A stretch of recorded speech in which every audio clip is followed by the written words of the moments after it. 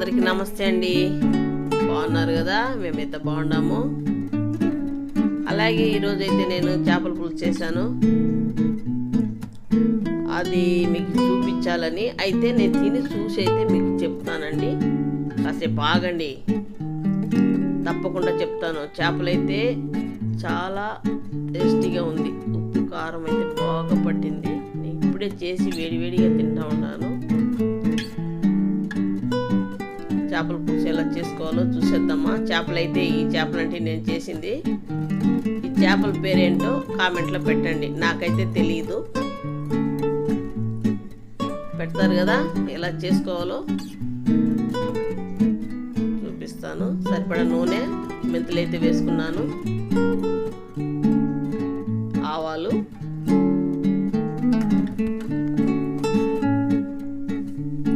ఎర్రగడ్డలు,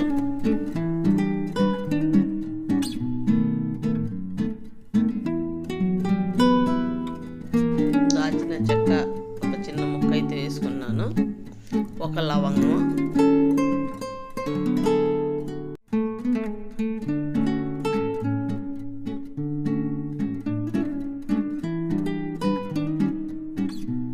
ఇప్పుడైతే ఒలిచి పెట్టుకున్న తెల్లగడ్డలు వేసుకుందాము.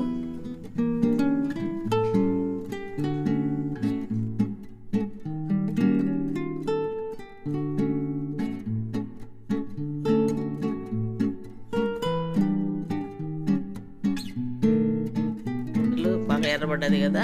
ఇప్పుడైతే టమాటాలు వేసుకుందాము. చిన్న టమాటాలు అయితే 4 తరిగి పెట్టుకున్నాను. కరివేపాకు కొద్దిగా సాల్ట్ వేసుకున్నాము. మెత్తబడాలి కదా, సాల్ట్ వేసుకుంటే టమాటాలు అయితే తొందరగా మెత్తపడుతుందండి. అయితే తక్కువే వేసాను. ఏంది చేపల పులుసు తక్కువ అనుకుంటా ఉండారేమో. అల్లం తెల్లగడ్డ పేస్ట్లు అయితే సాల్ట్ ఉందండి, ఆల్రెడీ నేను వేసి నూనె పెట్టుకున్నాను మిక్సీకి వేసి. అలాగే ఇంకా చేపల ముక్కలు అంటారా, కడిగి కారం ఉప్పు వేసి మ్యారినేట్ చేసి ఫ్రిడ్జ్లో పెట్టుకున్నాను. సరిపడా పసుపు పొడి, అందువల్ల ఉప్పు అయితే తక్కువ వేసాను నేను. పచ్చిమిరపకాయలు అయితే ఒక 3 వేసుకున్నాను.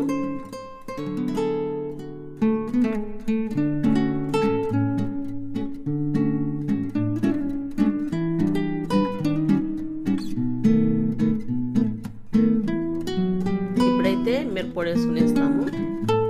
సరిపడా మిరప్పొడి, నేను ధనియాల పొడి మిరప్పొడి కలిపి వేసాను కాబట్టి మిరప్పొడి అలా వేసుకుంటా ఉన్నాను. ఎందుకంటే ధనియాల పొడి చూపించలేదు అనుకుంటారు కదా, అందుకే చెప్తా ఉంటాను. ఇది బాగా ఇలా కలిపేసుకుందాము. ఆ పచ్చి వాసన అయితే బాగా పోవాలి.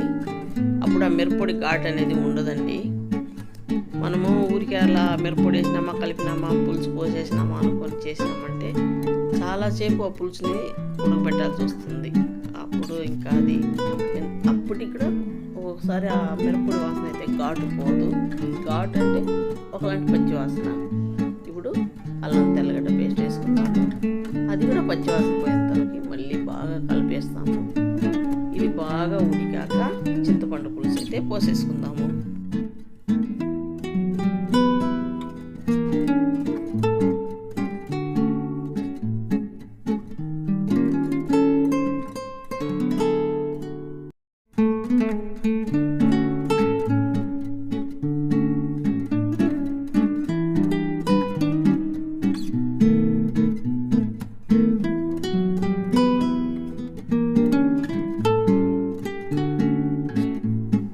ఇప్పుడు చింతపండు పులుసు అయితే ముందే కలిపి పెట్టుకున్నాను, అదైతే పోసేసుకుందాము.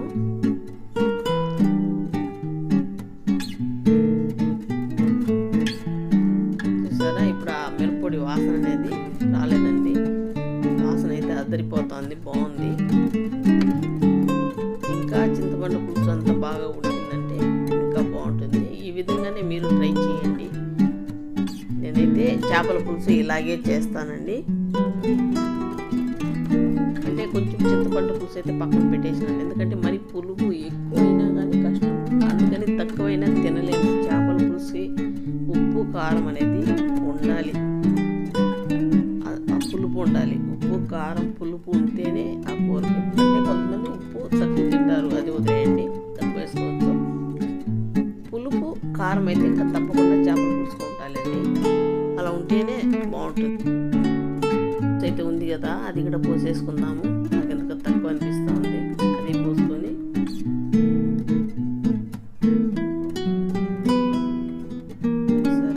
కొంచెం తెల్లాలి. ఇంకా చేపల పులుసు అయితే మనం ఆల్రెడీ మ్యారినేట్ చేసి పెట్టుకున్నాం కాబట్టి చేపల్ని తొందరగా అయితే పులుసు రెడీ అయిపోతుందండి.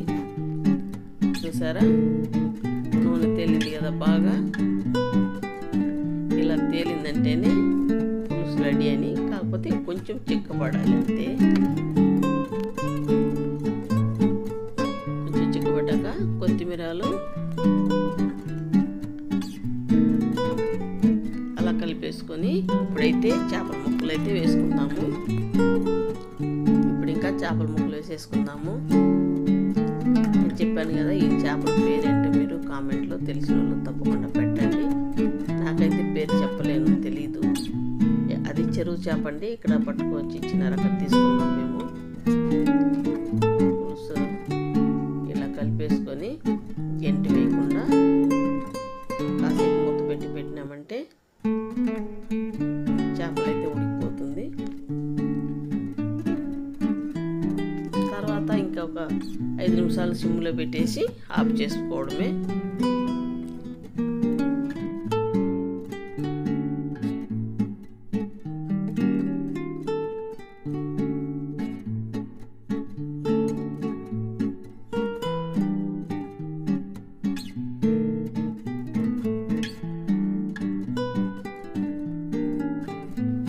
చేపలు అయితే బాగా ఉడికిందండి.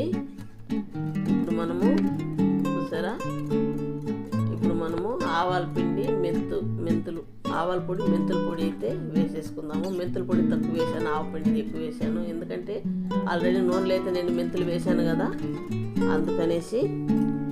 చూసారా, చేపల పులుసు రెడీ. ఇది నేనైతే వైట్ రైస్ పెట్టుకున్నా, రసం పెట్టుకున్నాను. ఇంకా తినడమే ఆలస్యం, తినేస్తామా. మా ఇంట్లో వంటలు కూడా మీకు చూపిస్తూ ఉన్నాను. ప్లీజ్ అండి, నా ఛానల్ని తప్పకుండా లైక్ చేయండి, షేర్ చేయండి, అలాగే సబ్స్క్రైబ్ చేయడం మర్చిపోకండి. ప్లీజ్ అండి. ఇదండి ఈరోజు మా